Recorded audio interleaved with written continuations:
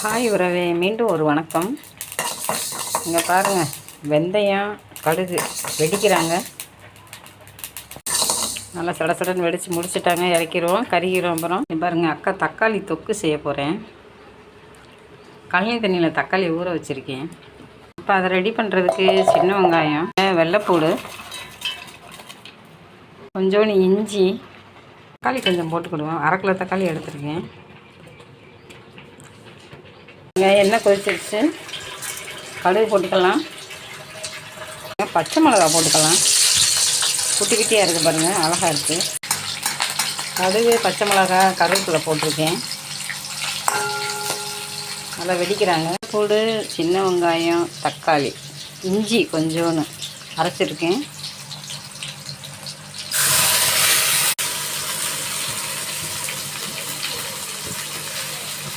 இன்னும் கொஞ்சம் தக்காளி இருக்குது, போய் அரைச்சிட்டு வந்துடுவோம். சிம்மில் வச்சுக்கலாம்.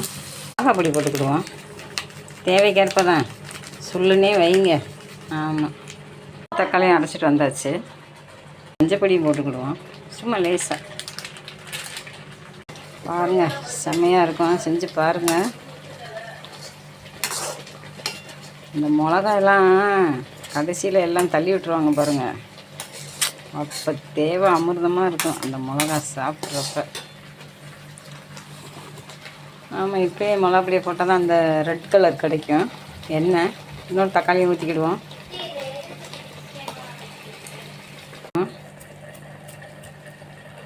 நல்லா பிடிக்க விடாமல் கிண்டுங்க. இப்போ வருவாங்க பாருங்கள், அழகாக தெரிவாங்க. வந்துடும்னா இது தாங்க, இது போட்டால் தாங்க அவங்க ஜொலிப்பாங்க. புளி ஊற்றிக்கிடுவோம். கொஞ்சம் தான், நிறையெல்லாம் கிடையாது.